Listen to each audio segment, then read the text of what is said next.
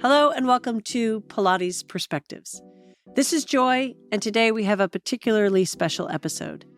Today we have Stephanie Camella and Vanessa Cameron to discuss inclusive Pilates through the lens of disability, and how can we adjust our practices to better support those in our lives with disabilities, both in and out of the Pilates studio. But first, let's check in. For today's check-in, let's talk about shifting our focus or our lens, if you will. And in the movement space especially, it's easy for us to focus on just what we need to change or work on. It's easy to assign judgment or expectations, and if we aren't careful, those can take over the way we view ourselves and our bodies. Today, I invite you to challenge that. How can we look at ourselves, our unique experiences, our unique bodies, and see ourselves without judgment? What about with gratitude? Our bodies are capable of so many amazing things. Most of them are invisible. We don't even know that we're doing them, and we tend to acknowledge them only when they go awry. What is something that your body does for you that you don't even tend to notice? Let's think on that for a moment. Let's go to our breathing, a big inhale and an exhale. And do that one more time. And with that acknowledgement, can you infuse a little more gratitude?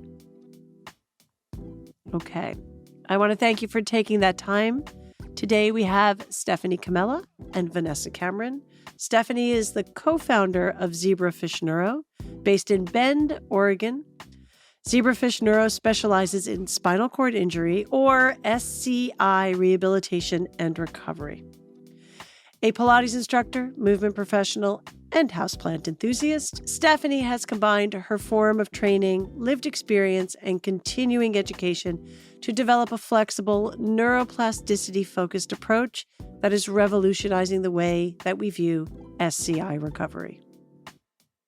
Vanessa is a nurse, educator, researcher, and co-founder. Vanessa is a nurse, educator, researcher, and founder of Vanessa Cameron Education and Consulting. As a full-time wheelchair user who first experienced having a physical disability later in life, Vanessa is uniquely qualified to speak on the often under-discussed yet ever-pervasive issue of ableism, which, if you are not yet familiar, is defined by Merriam-Webster as discrimination or prejudice towards people with disabilities. She specializes in guiding organizations in the development of comprehensive, inclusive, and equitable programs that foster a sense of belonging and compassion across staff. You can find Stephanie at zebrafishneuro.com or at zebrafishneuro on Instagram and YouTube. You can find Vanessa at vcameronconsulting.com or vcameron consulting on Instagram. You can also purchase her new book, Healthcare Education Strategies for Inclusive Learning. That's available on Amazon.com. As always, we want to thank you for tuning in. This is a very important conversation, so let's get started.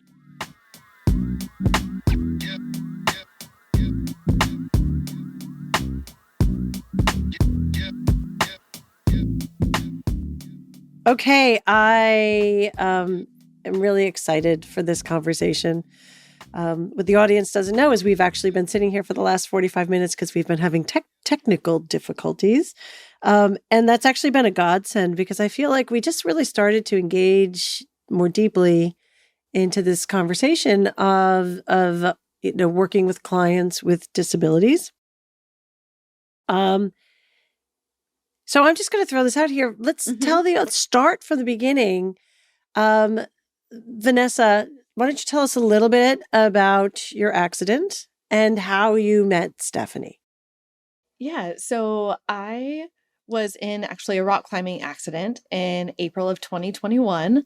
And so it was with that, I ended up with a spinal cord injury and have paralysis of some degree from about the mid chest down. Right. And where was it T4? T4. Yeah. Complete, incomplete? Incomplete, started as complete, and then has gradually continued to improve over time. Great. So now is an incomplete injury, Asia C for anyone who, gets really excited about PT and physiatry diagnoses. But about 6 months or so after I was injured was actually when I first came across Steph and Zebrafish Neuro. And it was a class that was being put on, a virtual class. Right, because this was COVID, if I'm not Yes. mistaken. Right. People got COVID dogs. You got a COVID injury. Right. After I went through my sourdough bread baking phase, I went into spinal cord injury phase. So life keeps giving unexpected gifts, I guess. Unexpected gifts. Yeah. And so it was about 6 months afterwards, and Steph was putting on this class, and I had just seen it. I think it was through NorCal SCI, and it's like, well, I'm curious about what that's about. And so I logged on, and that was the very first time since my injury that I independently got onto the floor and moved around and realized, I can do some of these things that up until that point, everything had been very regimented, do this exercise this many times, and then you're done because we don't want you to hurt yourself. Were you afraid to get on the floor, or was there anything that was just like, ooh, you said it was a surprise, but was there anything about it that gave you pause? Yeah, it was honestly something that had never been brought up to me by anybody else. It hadn't even occurred to me that was something that I could do, because up until that point, all physical therapy I had was, much more hospital based, acute care, even though it was outpatient, but within a hospital system, very regimented and I would say structured, but in a way that felt maybe a little more limiting than it felt giving me access to my body. Oh, interesting. Almost more like transactional. How do I get in and out of bed? How do I take care of myself, basic taking care of myself, but not like, how do I enjoy and play in this body? How do I learn about my body again? It was very goal focused, and early on, I guess that was okay. But then I was getting to the point where, I wasn't seeing any sort of results with that. I wasn't seeing improvement. I wasn't feeling more in tune with my body. Right. And so that first time working together, even though I was just a little, Zoom box on the screen, it was really quite life-changing for me. And I don't say that lightly. It completely changed the way that I was thinking about my recovery. And you're making me tear up over here. We're like 2 minutes in. Oh my gosh, we're 2 minutes in. But it really changed the way that I approached what my life might look like going forward. So I think that's fantastic. Stephanie, while you were teaching that, did you have any idea that was happening on the other side of the little Zoom box? No, I had no idea. I knew I was speaking to the community that I wanted to speak to, but I actually just heard that for the first time today. That's how she connected and found me, was through that webinar, which I hardly remember. But the fact that it made just such an impact. I think we're going to get into this word accessibility today, I think. And I think that's kind of, it's a tribute to how can we make some of these things more accessible for the community through the online space, which has been kind of interesting and fun. But yeah. I love this story because I think it's almost an extreme example of what a movement practice and what teaching Pilates, I think, means to many people, both on the receiving end and on the giving end. I always think of it as sort of the quiet legacy of teaching. You're teaching, you know your audience, but you're not, you don't know how those little nuggets land in each individual body at any given time, and what that sparks in an individual. So I think that story on so many levels is just fantastic. But now what I'm like really super interested in is then like how did this progress? Like, where did you guys go from there? Well, I guess so. This was COVID time of everything was online.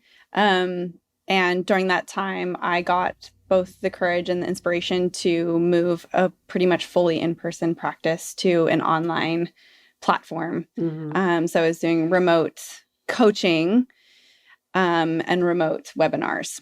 Now, how I even had the courage to do this is mind-blowing, because I went essentially from going completely hands-on with someone facilitating someone's movement, helping them move their body like very manually, very physical, to then how am I going to do this on the other side of a screen in someone's living room floor or hospital floor. Right. So all of that went online. I did some webinars, clearly resonated with a few people. Word of mouth, people started to find out that I was doing this. And then actually Vanessa reached out and said, how do you feel about me just coming to your home and we do an intensive? And I said, well, I haven't moved into my home yet. I don't have a studio yet, but let's schedule it. And as long as you're okay with no mirrors on the wall. And I think freezing cold. It was real cold. I hadn't figured out my heating yet. It was cold. And so she was the first one that came to my now studio in Bend, and one of my first intensive clients where we worked for, I think that one was like 3 days straight 3 days straight. So, and we've been working together ever since. That was 2022. Was it? Oh my gosh. It was 22. Yeah. That I met you in person. Vanessa, you are a healthcare educator, right? Tell everybody a little bit about what you're currently doing. Yeah, so I am a nurse educator, nursing professional development by specialty, and that's kind of the specialty that I've been in for the last 10 years or so. So really all about continuing education within the healthcare space. So post-licensure in a medical center, things like that. And what I'm doing now, I work at Vanderbilt University Medical Center and help them with some different grants that they have. I recently finished my PhD, and very exciting. That was all focused on ableism in healthcare. And obviously, having this type of an experience really shifts your worldview and your perspective. I mean, and instantly I went from being in the very best shape that I had been in my life to suddenly relying on everyone for everything and having no idea what my life might look like moving forward. Right. And in that split second, everything changed. And so that also shifted kind of what my focus was moving forward. And I think a lot of my goals in life. And so I've really put a lot of effort into trying to teach and bring more awareness around ableism in healthcare spaces, but also how do you generally create an inclusive environment? So not just disability specific, but inclusive for everyone, because I think that's a really important piece of any space. And when you're thinking about teaching others, when you're thinking about how do I learn effectively, and then in healthcare, how do the people that are learning, how do they go out and effectively care for the community? And so that's really what my focus has been, is creating inclusivity within that teaching learning space within the context of healthcare, but bringing that disability aspect, because I think that's something that not everyone is able to bring or is comfortable and vulnerable enough to talk about. There's so much there to unpack. So let's unpack some of that. First of all, what exactly is your PhD in?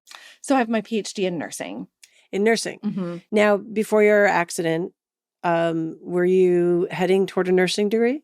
So I had been a practicing nurse for about 10 or 11 years at the time that I became a wheelchair user. So I was already heavily ingrained in nursing and nursing professional development. And I had actually already been accepted into a PhD program. I accepted my position the week before I got injured, that spot. And they very graciously, it was George Washington University out in DC, and they saved my spot for me for an extra year to allow me to have a little bit of recovery time. And so I was already kind of headed that direction and really focused on diversity and how do we have a culturally humble space. I don't know if culturally humble space. I'm not sure That's if people are beautiful. Thank you. So often the idea of cultural competence gets brought up within healthcare. And I am a huge proponent of shifting to cultural humility. No one can ever be competent in somebody else's culture. I love that. Yeah. That's the first time I've heard that. Yeah. So instead we need to be humble and say, I don't know everything there is to know about you as a person. And therefore I need to ask. But isn't that kind of the heart of what we're here to talk about, right? Yes. Yeah. So, here you have a disability, and it would be easy to either ignore it or to overcompensate for it. But in essence, if we were all just a little bit humble and relate to one another, it goes a long way and ask a few questions, Yes, right? ask questions. That sounds like that would go a long way. So I think the cultural humility is beautiful. I think that's a beautiful concept. So your PhD, sorry. So now you went back for your PhD. This is a year after your accident. Mm-hmm. All right. Let me ask a question, because in a split second everything changed for you.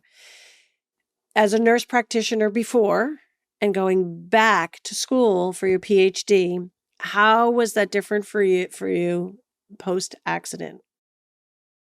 No, that's a good question. And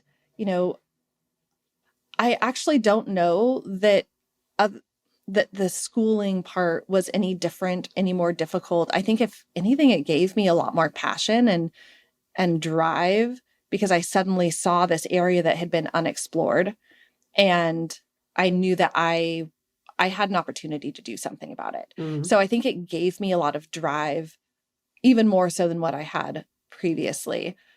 If anything, I think the most difficult part post-injury of returning to healthcare, I was working in an emergency department doing professional development work, running a residency for newly licensed nurses, all of the continuing education for the interprofessional staff. And I went back to work in the hospital about 4 months after my injury. 4 months. Wow. Yeah. And that was incredibly difficult, not only physically, but emotionally, seeing this space that I had always felt very safe and very comfortable. And it was suddenly very clear to me that I no longer fit that category. Right. Right. If any time that I had to interact with someone outside of my direct team, the automatic assumption was that I was obviously lost and not supposed to be in the meeting because I'm in a wheelchair and therefore I'm a patient. Right. It was being interrogated using staff elevators. It was not being, people very either not paying attention to me or clearly not making eye contact down the hallway, or I can't even believe I have to say this. One of my colleagues, a leader in the organization, one of the managers came up to me, and one of the first things he said to me after I returned to work was, "Have you been playing any kickball lately?" I was like, "What? Wow. No.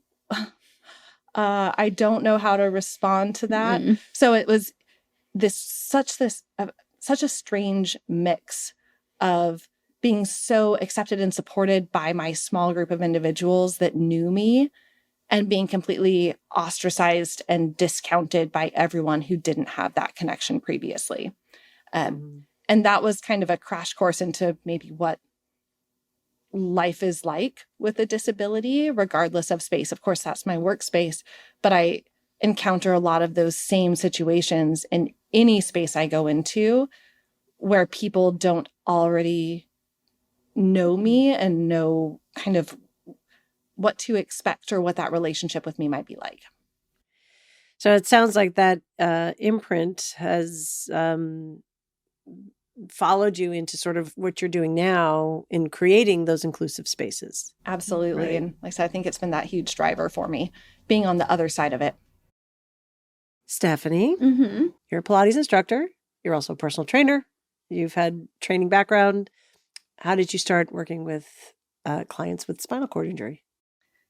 So actually, I graduated college, and while during college, I was a group fitness instructor, and then I was also working with the D1 athletes in the athletic training center. And I knew I wanted to blend something with fitness and rehab, some sort of blend, but I wasn't quite ready to commit to PT school yet. Or the loans associated with it. And so I was kind of just looking at whatever I could get with those qualifications. And I landed on this clinic that was actually in the hometown I grew up in. It's called an activity-based therapy clinic for people with neurological conditions.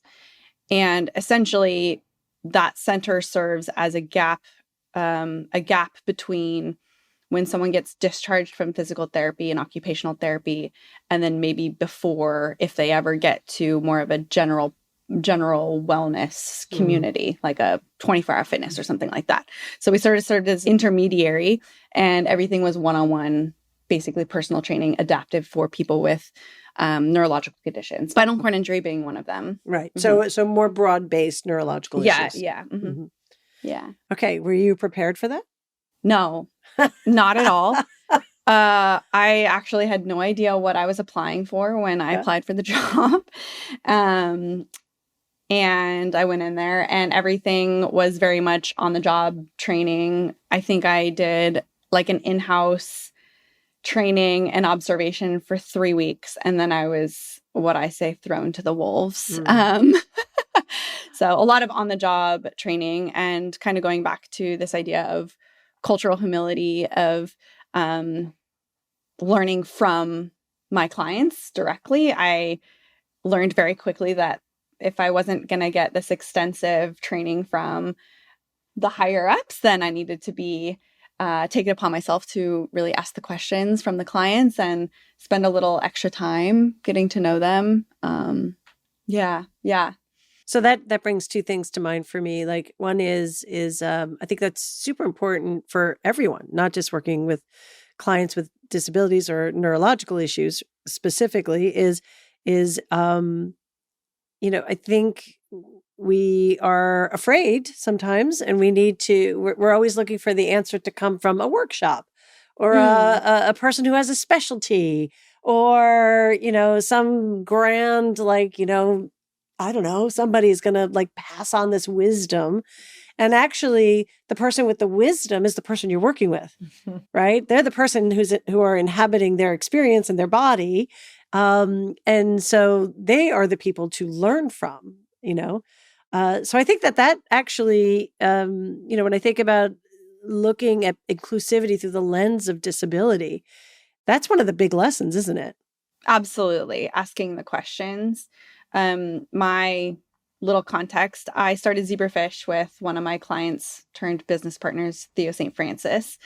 And we talked. Love Theo. I just want to do a little shout out. Yeah, I'm sure he'll love that. He says hi. Theo and I spent a lot of time talking about partnership and collaboration and checking in with each other, actually. I would check in with him about what was going on in his body very frequently. And that was not only giving me information about what he was experiencing, so I could course correct in the programming, but also was giving me so much information on how to better serve someone that has a body like his. And then I would go on to the next person. But what I loved about that too is he was also checking in with me quite a bit. And are you comfortable? Is your body comfortable? When you're working with someone with this kind of body, there's a vulnerability in both people. By nature, you're kind of working a little bit more physically closer to each other. So that collaboration and partnership is so, so important. And that trust is so, so important. Yeah. when you walked in for the first time, and you realized you were going to be working with people that weren't there just to work out, right? That there was a longer road. What was your first reaction?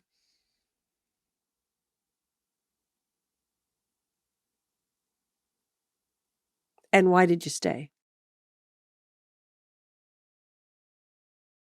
Why did I stay? I think is, so truth be told, I wanted to quit every day for the first 3 months. It was so hard. And I was one of those people that was always good at everything I did. And so this was kind of the first time I encountered something that I had a lot of pushback on. And I just told myself, make it through 3 months and then you can make your decision. I got to 3 months and I said, make it a year and then you can make your decision. It was so hard, Joy. Like I actually know that clients didn't want to work with me. But I think the turnaround was me making that commitment to myself to give it a go. And then we keep coming back to this whole thing about asking questions. I started asking clients, like the client that I had right before my lunch break, I would ask them if they could stay 15 minutes and I would work into my lunch break just to get more confidence and ask those questions and ask, how does this feel when I do it like this versus this? And I felt like that 15-minute window really gave me the opportunity to play without the pressure of performing. So it almost sounds like you went from, I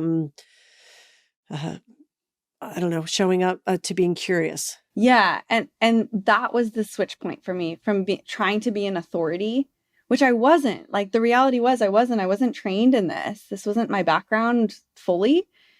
Trying to be an authority versus being a collaborator. So I'm just going to keep cycling back. Yeah. Like, that's another fantastic lesson for all instructors, right? Mm-hmm. Like, Vanessa, is she going to fix you? Absolutely not. Right.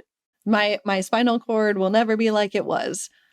But I have learned so much about my body and how to work with my body from our time together that I would not have gotten any other way. Right. So you were able to let go of needing to fix her and you could be present with her then. Yeah. And I think there's been lots of clients in and out of my career. I had another specific client that taught me the importance of not taking responsibility for someone's recovery.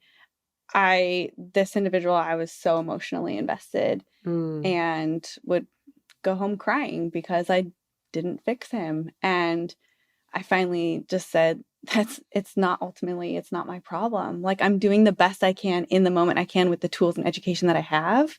Like, I am giving it my best. That's all I can do. And once I recognized that it isn't my responsibility, and Theo was a big player in this as well. He would talk a lot about ownership and owning his own process. And, it's an equal partnership, but a lot of him, it's his life. He's responsible for this. That really flipped a switch in me. And I think I'm going to say it dropped the pressure on me. It's not to say I tried less. I still gave it everything. I still give everything I have, but the pressure is just not there. Like, I'm not there to fix or cure someone. Right. And I just want to give a shout out to you, if I can, like little brag on Vanessa. She's one of the clients that I have that really executes on her home program. And like, you've seen so much progress. Oh, you mean the PhD student, right? The nurse turned PhD student turned educator who has a consulting company, she's a dream. has delivered on her home program, and you're surprised. She's a dream. She's a dream client. I mean, I see you in person twice a year, and we check in online once or twice a year. And she's got this, maybe unbiased opinion, but I think a great program that she follows very well. And she's taken responsibility for that. And I will say I am a part of your process, but holy cow, when you look at the man hours, like that's on you, right? That's the responsibility. Because it's your life. Yeah. So I think, and we've been talking about how do we create more accessible spaces? How do we like invite more people with disabilities into our studios? And I think just instructors, if they could check themselves and just say, look, it's not my responsibility to fix this person. I'm just going to show up with the best I can, with the tools and the knowledge that I have, the best I can, and that's all I can do. And to ask questions. And to ask questions. And to ask questions. And along that line, I think that's great advice for instructors, because for the most part, people with disabilities who are coming into that space, like, we know our bodies. We know what we can do, what we need help with. We know how to ask for the support that we need. And I don't want to say that everybody does that, but I think that is something, that's a skill that you learn being disabled, is how and when to ask for help. And because of that, we also, we know how to tell you, this is what I'm looking for. This is what I want out of the experience. Here's what I'm hoping I can get from you and from our time together, where you don't have to be the expert. You don't have to know how to fix things. You just have to listen and then figure out what's your part to play in that relationship. Mm-hmm. So I guess along those lines, let's talk a little bit about ableism. So ableism, again, sort of the definition of it. Yeah, so it's really the discrimination or prejudice against people based on their disability status. Okay. I mean, it's an ism, right? So we could just leave it at that, right? And then in terms of disability and talking about disability, is it then okay to talk about what you're able to do and put focus on what abilities you do have? Yeah, I think that this is really dependent on the person and what they're hoping to get out of it. As far as if someone says, here's, and I'm just going to stick with paralysis because that's the personal context that I can bring, says, here is where my paralysis starts, and I really want to focus on strengthening my arms because I can. Then right. Yes, let's focus on what you're able to do. Yeah, ableism is all about that prejudice piece versus, the disability aspect. It is really just this descriptor, and there are things that because of my disability that are going to be more difficult, that I'm going to need different types of support with, and we can acknowledge that, but it doesn't have to be necessarily the focus. Again, I think it's that relationship of saying, how do we want to move forward? What does that look like for you? And it sounds like so much of the relationship piece starts with communication, and probably so much of what makes people, uncertain in the presence of disability is how to communicate. Mm-hmm. So in terms of like just words, regarding first person language, how does that, like I said, client with disability, is that help me out with that. Yeah. Yeah. So my approach to this, and I do think it's important to recognize everyone in the disability community might have a different preference, and that should always be honored. So this is sort of that foundational piece, and then always respect how people want to be referred to. But I always tell people, if you're uncertain, use person first language. So person with a disability.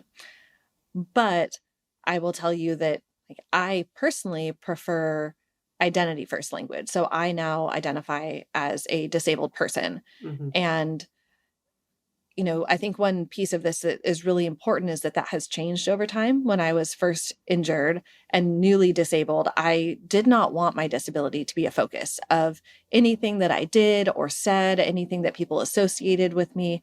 I was very adamant that I was a person first. I did not want my disability to be the focus of any part of our relationship, my conversation, your expectations or thoughts around what I might be able to do.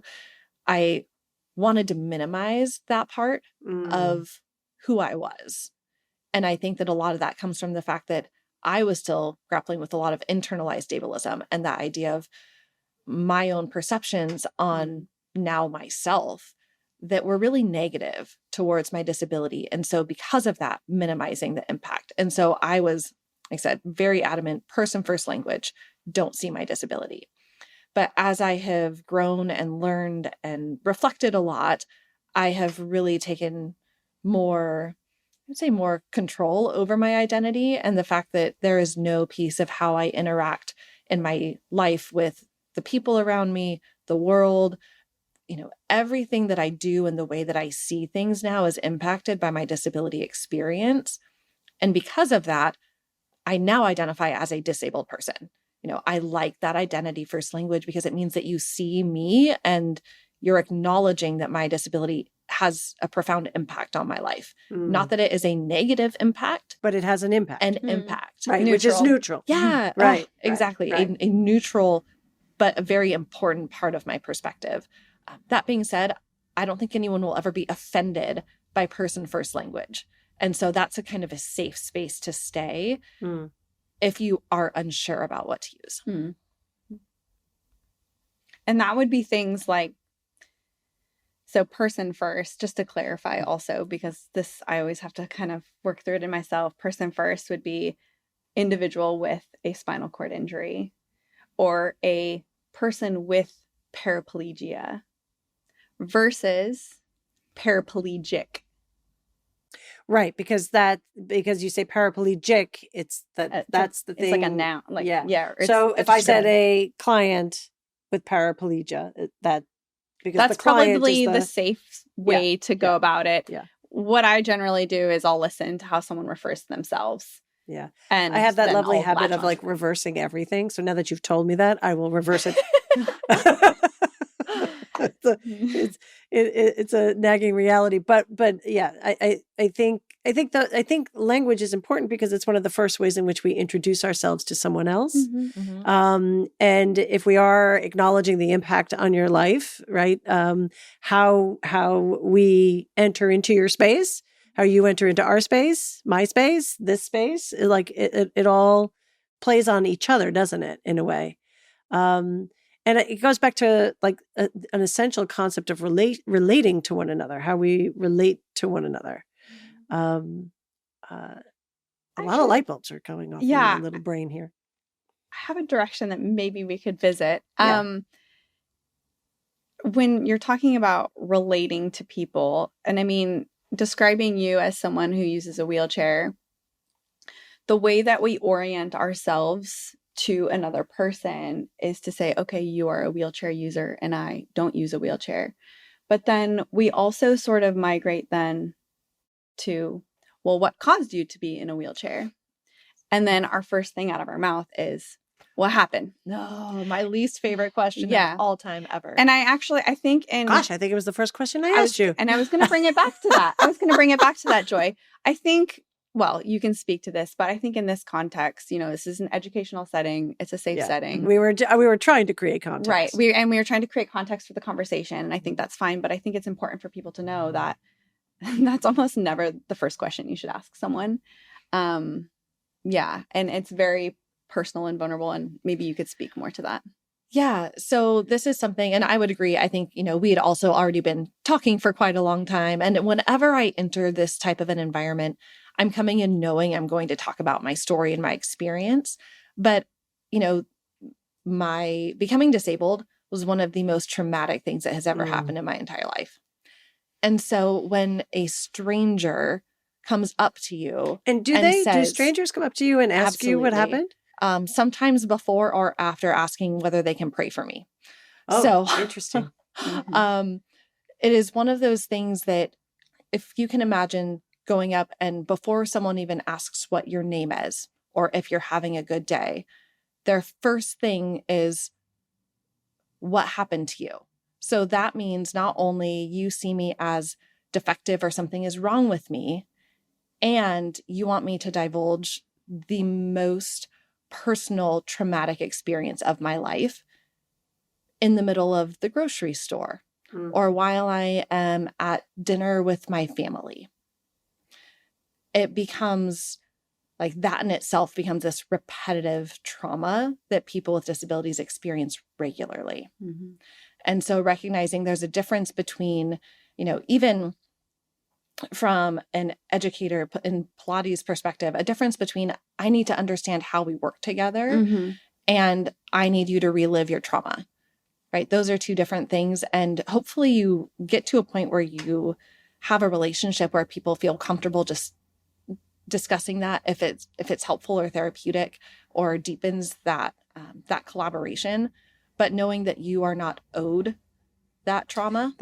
There's a context in which learning about someone's injury and their mechanism and all that is appropriate. And I think in a Pilates studio, it is important when you're working with a client like you. It is important to understand that. But the way I approach it in my intake is actually, I say, what is your diagnosis, like as your doctor has given you? And then I say, is there anything else about your injury that you want me to know? Right. So I think that's really super important. Right. So again, for context for the people listening, we've been engaged in conversation, and my initial hope was to actually start with story to pull out some of these important components. But that's really hugely important, because when you ask for the diagnosis, you're not asking for the personal experience, not the emotion, not the and trauma. not the trauma and emotional experience, right? It's a data point, really. Right. And those are two very different things. I still don't think you should go up to somebody in a grocery store and ask for a diagnosis. Not, never. Yeah. Yeah. Yeah.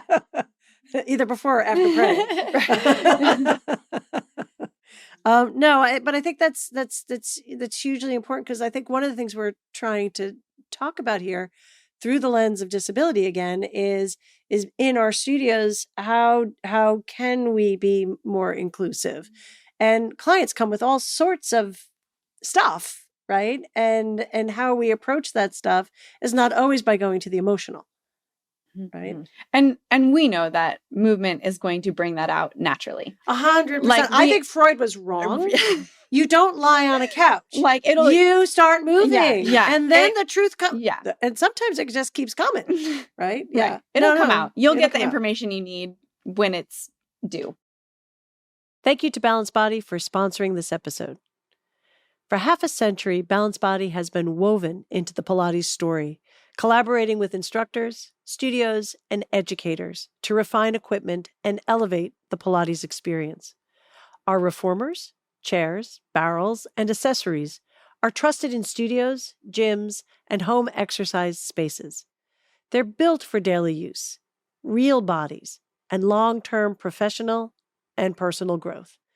When you invest in Balanced Body, you're choosing a high-caliber apparatus from a company that keeps you, our customer, at the center of everything we do. Learn more at Pilates.com. All right, so let's take this now to movement. Let's take this to Pilates. I think as our relationship grew over the course of several intensives, you have highlighted certain things about my program that are working very well. And you have also helped me sort of figure out things that need development. She's the right person for that. She is. And I think also because you are so open to sharing your story, especially on social media, I was able to talk through some of your programming on social media and really be able to share your programming through socials and educate the greater community just from your experience there. So learning how to take a clinical, a very like in studio experience and bring that out into a more educational context. I would say that's what I've learned from Vanessa. And your time together, it doesn't have to be the first session, but the intensive overtime.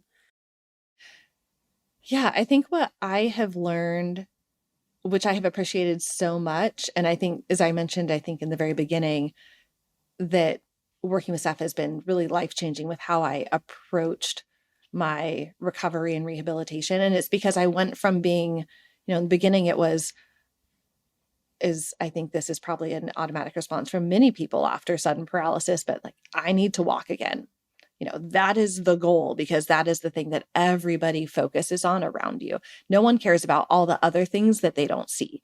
They care about the fact that I get from point A to point B on a thing with wheels instead of my feet, which honestly, in my day-to-day life, doesn't affect me a whole lot.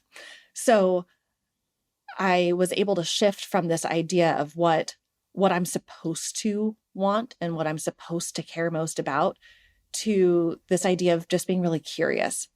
about my body. And that's something I've appreciated so much because I will never fail at being curious. There's a really good chance I'm going to fail at walking again if I try right now, right? But I will not fail about being curious about what my body can do, whether it is today or looking ahead to say, what are my goals for the next 6 months? What do I want to work on and focus on? That is something that I have control and ownership over, that I also know I can continue to adjust and adapt. And it keeps me motivated because I continue to see these little wins.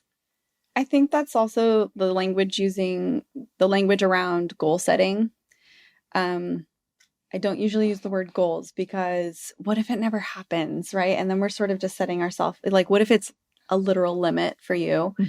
And so I tend to use the word priorities, program priorities. What do you want to prioritize?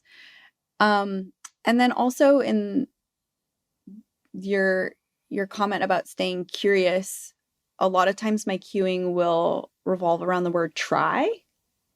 What if we tried this? Try doing this, because you can't fail at trying something, right? You can always try.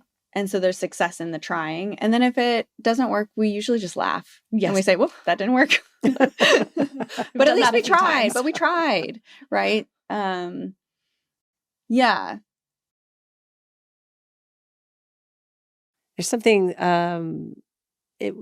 so changing the word to priorities does change things, doesn't it? Like, language is important. Yeah, I think language is important, but when you start, I think there's a balance there. When you become over conservative about it, maybe you feel like you're treading on eggshells, when it's like, maybe we should just ask the question, right? What is the preference? But also always continuing to audit your language to, like, how can I make this more inclusive? Or actually get to the point of what am I trying to say here? What are we trying to say? What are we trying to label here? Like, what is it that we're trying to do? Goals. Yeah. Okay, goals. But what are your priorities? Like, what do you want out of life? Really? Right. What's the priority? How have your priorities shifted the last couple of years? Yeah, I think that's a great question. And, again, I think in the beginning, it was very focused on what are the really clear, noticeable things that people from the outside would notice, right? It's, can I stand? Can I walk? Those were initially the goals. And then it was really hard for me when I had to kind of come to terms with the fact, the first 3 to 6 months afterwards, that I wasn't having this miraculous recovery, that might not be in the cards for me. And it felt like failure. And so transitioning from that to being able to say, okay, I really want more core stability so that when I'm doing dishes or when I'm putting things away in the cupboard, it's not as challenging or not as painful. Or, things, whenever I get a little bit of additional movement or connection back, I get really excited about that. Say, okay, Steph, how do we change my programming so that now I can work on, hip integration, or, now we can work on some of these other things as I continue getting little bits of body connection back. So it's really allowed me to continually shift what those priorities are, just based on the current phase of life I'm in and what I'm feeling excited about. Because I also, as Steph mentioned, 98% of my therapy is at home by myself. I have a Pilates tower in my garage. Do you? I do. And so, it's almost all me by myself at home. And the only way to stay motivated and willing to do that is if I'm working on things that are exciting for me, which means also choosing the things where I feel like I'm continuing to see little bits of progress. Yeah. Can I add just the trajectory that I've noticed throughout my career in the way I've shaped my program? But it's also interesting that that's sort of mirrored, or maybe it's reflected, the program priorities as my clients have grown with me over the years. Like, the first couple years of my career working with SCI, I was very gait focused, standing focused. That was a program. I remember. Yeah, I remember. And but also that's what my clients cared about. So of course that's what I'm going to program. Yeah. And then it was sort of this, okay, 2 to 5 years post injury. And I was like, oh man, I just want to be able to roll over or get dressed or be with my partner. And so that became a bit more, the programming was a bit more functional movement, like rolling over, crawling, sitting up, floor-based work. And I'm still very much in that realm. I have a lot of kind of 2 to 5 year post, but then I've got a lot of clients that I've followed for actually the last 10, 15 years. And a lot of them now are in rec sport mode. Like they want to mountain bike, they want to paddle, they want to be out and about, they want to travel. The full return to life idea. And that's been just a really fun part in my programming lately is the sports specific training. That's fantastic. And getting myself in an adaptive mountain bike and being like, whoa, there's actually a lot of core here. That's been really fun. So I think it definitely comes down to, again, listening, asking questions and listening, but really getting down to the nitty gritty of like, what is it that you care about right now? And that's okay to change in a year or two. Do you think that has to do with the amount of time that you're working with like 1 or 2 clients, or could that have anything to do with the way in which society also looks at spinal cord injury? 100%. Huge society imposing those goals and priorities for someone because, the cure to paralysis is walking. Right? The cure is walking. Someone's fixed when they're walking, not taking into account quality of life, confidence, body awareness, body perception. All of those are very, very important. If more important, I would even advocate for. So yeah, I think, and even at the beginning, and correct me if I'm wrong, and at the beginning, everyone's coming to you and saying, oh, are you walking yet? Are you walking yet? How's the walking going? And so you maybe even have this thing of like, oh, I should care about walking. Oh my gosh, everyone's asking me about this. I should care about this.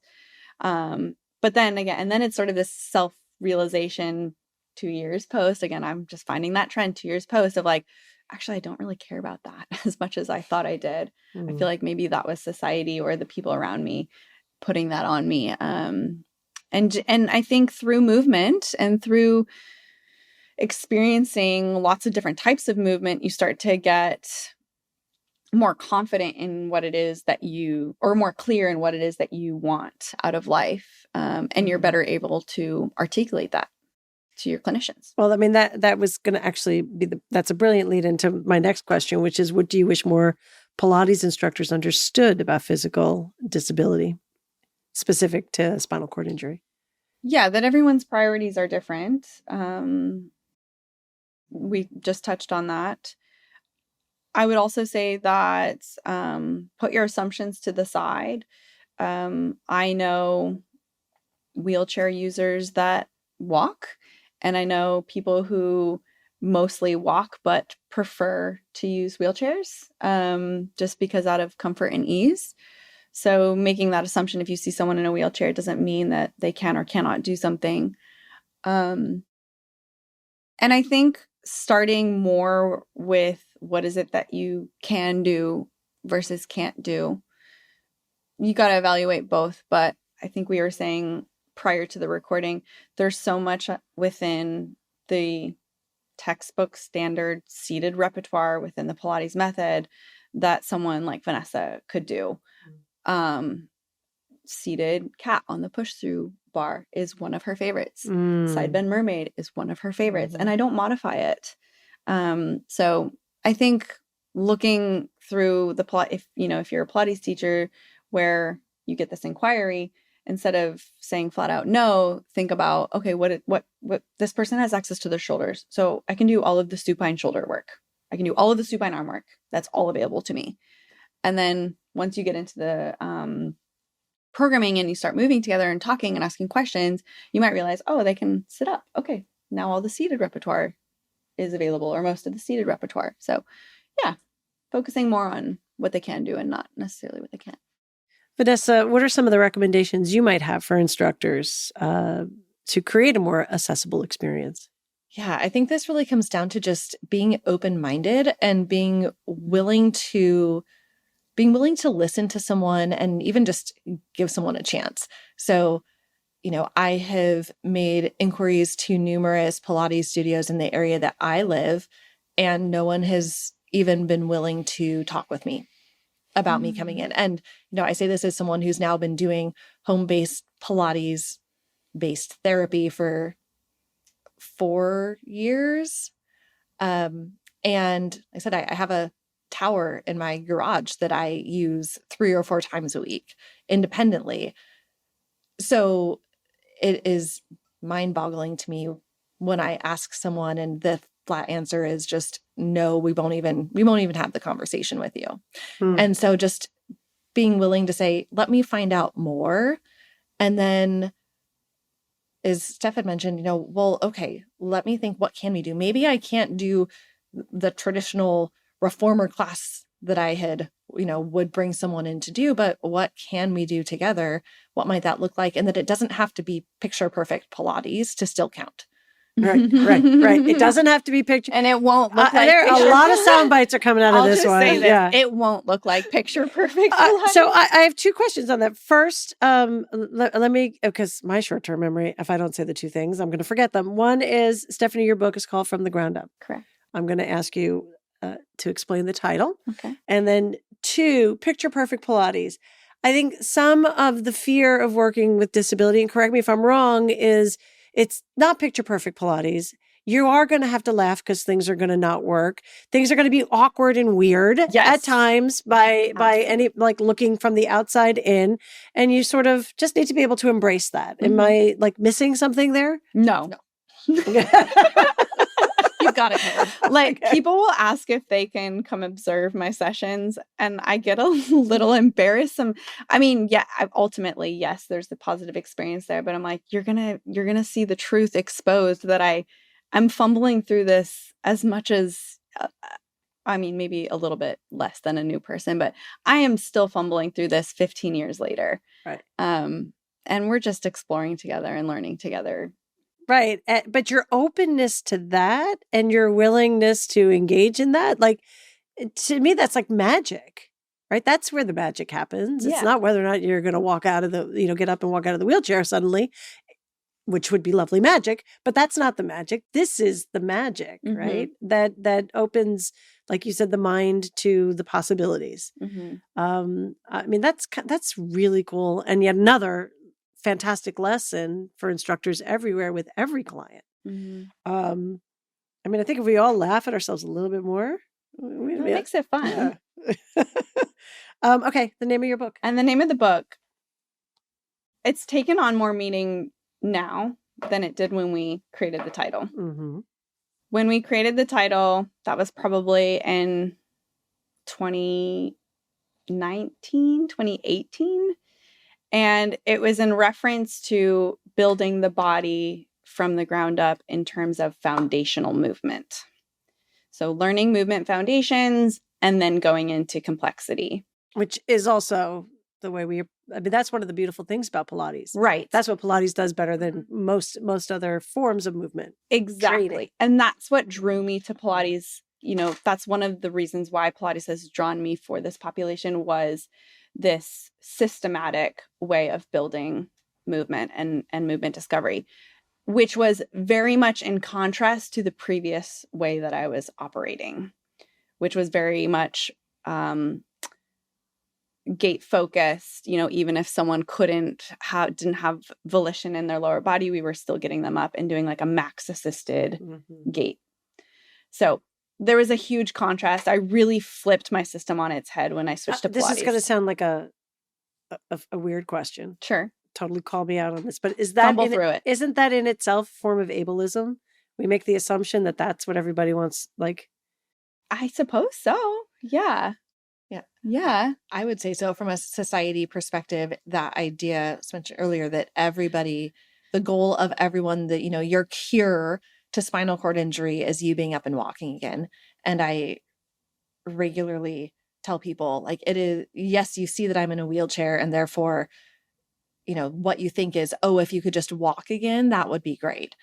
It is the invisible parts of my disability, things like the chronic pain, Mm-hmm. that is significantly more challenging on a day-to-day basis than the fact that I roll instead of walk between places. But that's not something that's ever considered. Mm-hmm. Mm-hmm. Yeah, that's so interesting, Joy. And I will say that the emphasis on gait is sort of your standard protocol in neuro rehab. And the introduction of Pilates, like I said, sort of flips that on its head to say, actually, let's work on movement foundations and then build from there. Yeah, fantastic. Post-COVID now, again, I said this, the title has a new meaning now. When, as I mentioned, I think at the beginning, pre-COVID, I was fully 100% in person. I was very hands-on. I was very interactive. We primarily used the equipment in the studio, like we were on equipment. COVID hit, things transitioned to someone's living room floor. And so a lot of my programming has very much shifted to floor-based or mat-based programming over the option to use equipment. I still use it when I'm in person because it has its obvious benefits that we don't need to get into. But when someone, and Vanessa mentioned this at the beginning, when someone gets themselves on the floor, it's a euphoric feeling that you can't really, it's hard to describe. It's like this intangible sense of freedom, but also safety all at the same time. Like you can't fall off the floor. And I've tried. The feedback to this floor-based programming has been almost unanimously better than the super hands-on equipment supported movement programming that I was using. Is that a surprise to you? Not anymore. No, like now, no, obvious. In the beginning. But it took COVID and restrictions and relegation to like, this is all we have for me to realize that. And it's now a preference by my clients. And it's actually a preference for me too. And in now teaching my approach now to Pilates teachers, but a lot of physical therapists now, all the PTs are kind of saying, wow, I kind of forgot that this is available to us. Like I thought that, I thought it had to look fancy. I thought we needed all the gadgets and all that, but really like there's so much that we can do just on the floor. And actually one of my clients says, I love your program because we don't use gadgets. It's gadget-free therapy modality. Well, you want to talk about accessibility. Now you've made it accessible to everyone. Yes. Assuming they can get on the floor. So that's a whole another thing. But, we say floor-based movement could be synonymous to working on a bed. Mm-hmm. So we say that. But yeah, in terms of accessibility, holy cow, you don't need to spend money on equipment. If you're on the floor, you're likely moving your own body around. So you're not paying for someone to physically do that for you. That's got to be, Vanessa, like truly like freeing. It absolutely was. And one of my favorite things about it is the fact that no matter where I'm at, so I do quite a bit of travel between work and consulting work. Mm-hmm. I don't need to worry about, well, what's the gym like? Is there, can I find the things that I need? In my bag, I would pack little squish ball. And I have some sliders. So I could deflate the squish ball. I have some sliders, like, Pilates sliders. And if I really wanted to, sometimes I would have a water bottle. I could fill it up with water and now it's like a little weight. Yeah. And I could do my entire home-based floor program with taking up essentially zero suitcase space, and I can do it no matter where I'm at. Which is so revolutionary that's amazing for a non-disabled person, but I think for someone where there's so many parameters and like conditions have to be perfect in order for me to do therapy and I need this specialist and all of that, it's just like for her to be able to do that, oh my gosh, that's what I'm working for. Mm-hmm. So again, so going back to your question, the title has this whole new meaning now to me. I really have chills when I think about that because I think about how inaccessible the equipment can be. right? But really how this now just really opens up so much opportunity to connect to your own body, anywhere. I call it so one of my program pillars is creating opportunities for self-supported, self-generated movement, and working on the floor is a great place for that. All right, this is to both of you. What are some of the changes you would like to see in the Pilates space to make it more accessible to people with disabilities?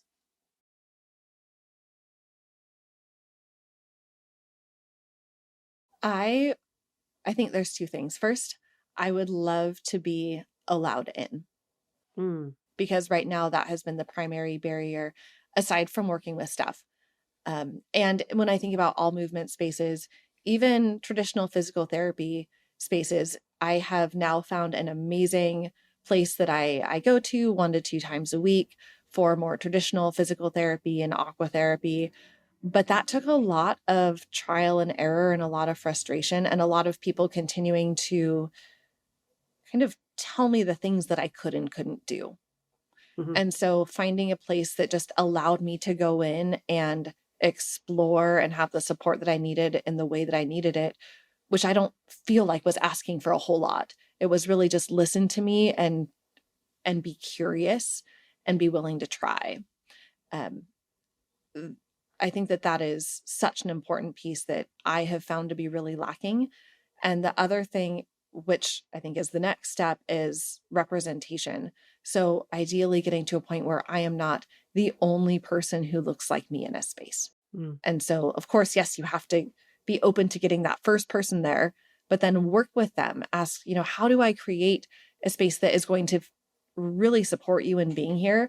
And not just does it fit ADA standards, but is it actually accessible and supportive in a way that you need?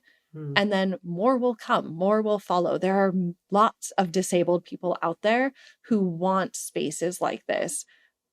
You have to get the first one in and then be willing to listen and make changes. And this community is so small and people talk. Yes. And word of mouth referral is massively valued. Yeah.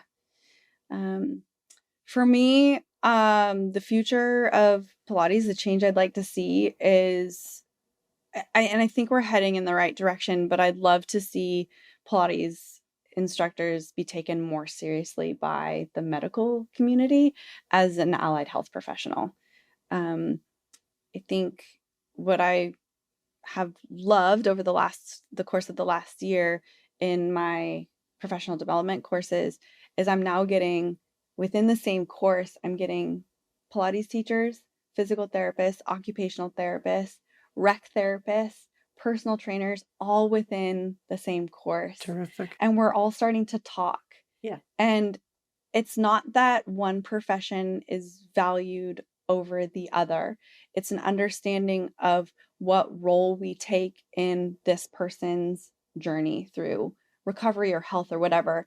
And if we can be more respected in this profession, I think physical therapists and occupational therapists and the medical community in general would be more likely to refer. I love you're like, we all talk. I wish the medical establishment would just know we all talked. We all talk to each other. Yeah. We all talk. But if there's a referral system, and then someone like Vanessa wouldn't feel so wary about inquiring, even to begin with, right? It's just, oh, my doctor told me to do this, so it's the thing to do. And it's almost normalized as a part of someone's journey through the recovery process. As you guys are talking, one of the things that's coming to me, and let me see if I could say this correctly, is the only downside to what you're saying, Stephanie, is the more all these entities come together, the more standardized. We talked about the word standardized. You try to make something, it almost feels like it takes the very thing that you guys are saying is so important: the curiosity, the ability to, be willing to be vulnerable, the asking the questions, and the focusing on not the fixing, but the body and the person in front of you and their life, the impact this has on their life. Those might be the very things that get sacrificed. Yeah, I think you're right. And but I do think that there's a way that we can have this curiosity and the freedom, but then also have a bit of structure to have that. And I think, and I think, I was listening to Elizabeth, your interview with Elizabeth, sort of in preparation, and, we're going in the right direction with research. Like we're getting that credibility, right? But I don't think we're losing the freedom. So I don't know. I think we're going in the right direction. And hopefully we know kind of when to sort of say, okay, this is where this is our happy place. Yeah. I think it's conversations like these that make the difference. Right. So it's exciting. It's exciting to have you both here. I have to, I'm sure behind me, they're like, come on. So we have to move on to rapid fire questions. Sure. Stephanie, favorite Pilates exercise and why? Standing roll down. Why? Spinal articulation, period. Okay, period. Full stop. I think we all know. All right, Vanessa, your least favorite Pilates exercise and why? Single leg stance. Got it. Period. Yeah, period. No, period. No, I think that might be an exclamation point. Okay. Stephanie, what is your definition of Pilates? I'm going to actually ask both of you. What is your definition of Pilates? Oh, man. I was talking about this one to Vanessa earlier. I'll try to be succinct. Pilates to me has a lot of different facets. Of course, it's a progression of exercise, a series of exercises, if we want to go more classical. But I also think it's a system. I also think it's a style of movement training. It's a way of approaching movement, from the tone in your voice to the approach based on curiosity. And then something I mentioned, things that we really should be exploring as when we train folks, yes, right? Yeah. I think that style. I think we talked about how it doesn't look like picture perfect Pilates, and sometimes it doesn't quote unquote look like Pilates at all. But as you mentioned earlier, it's what I'm doing is sort of in the spirit of all of it, is that curiosity and that the intent of integration and the intent of body rediscovery. And I think that really, to me, when I say, I do a Pilates-based approach, that's what I'm talking about, is this sort of more like stylistic and like way of coaching. All right. For me, I really think I would agree with the idea that it's more about the approach to the movement rather than the movement itself, because I recognize that there's not a lot that I will do that maybe looks the same as someone who is non-disabled. For some of the, anything kind of beyond supine exercises. But the way in which I'm thinking about body integration is very different in Pilates than it is in any of the other forms of activity that I have engaged with post-disability. Mm-hmm. Yeah. And one other facet that I mentioned to Vanessa earlier was, what is Pilates? And I really feel embraced by the Pilates community. Maybe that sounds cliche and maybe a little too heartfelt, but I felt very isolated and alone in the prior programming that I was using. And when I met Katie at Katie Santos at Absolute Center, it was like no questions asked, embraced. And then she invited me to be introduced to you and Balanced Body and the whole Balanced Body community, and then just all these amazing people. So I really feel like Pilates to me opened up my world so much to, yes, the Pilates community, but also other movement modalities, like other somatic like I took a Bartenia Laban workshop, and I would have never done that if I hadn't, kind of gone through this Pilates. So I just feel like Pilates was really like the opening to this whole new world. Yeah. Found like a space. It's almost like you found your peeps, that saying, totally, like a place to belong. Yeah. All right. Where's Pilates going in the future, and what do you hope for the Pilates community? Pilates going in the future. So Stephanie, Pilates in the future. Vanessa, for the community. Can I say what I hope Pilates goes in the future? Yeah. I hope we come back to our roots a little bit more. I always find like I get really excited by, I found this thing and this exercise, But then I'll get really humbled by a classical class, and I'm like, oh, this is it. There's a lot of athleticism in Pilates. Oh my gosh. Oh, will you just quickly, in your book, you refer to people as athletes. Oh, right. Your clients and those that you work with as athletes. Yeah, that was a long conversation between Theo and I when we were trying to figure out how do we quickly state per individual with a spinal cord injury. Logistically, that was just too long, so we needed to short name it. Client didn't feel right. Student didn't feel right. And we came up with this idea that athletes train for something, but they're not necessarily attached to a coach. Mm-hmm. You don't need a coach to be an athlete. You can do it on your own. And then I started sort of using the word coach instead of teacher, I guess. So there you are. All right. Well, because it's something in which you said about where it's going in the future, which you hope for it to be. There's a lot of actually athleticism in classical Pilates, in traditional. I'm going to call it traditional Pilates. Sure. There's a lot of athleticism. There's a lot of independence. Mm-hmm. So a lot of which you're talking about the foundations and the working from the ground up, like all of that is already baked into the sauce. So so maybe going back to it and revisiting the method before we go to Instagram and try to do the fancy picture. Yeah, and I mean, which is fine. We're all to blame. I mean, and I think there's an evolution, but I think revisiting the roots really grounds you in what is so magical about this system, and there is a lot of, there's a lot to be said for the series as it was laid out. Like when you feel it in its essence, it's like, oh wow, like this is the deep work. Right. And the other stuff can kind of feel fluffy in comparison. Vanessa, what do you hope for the community? I just hope that it becomes more inclusive.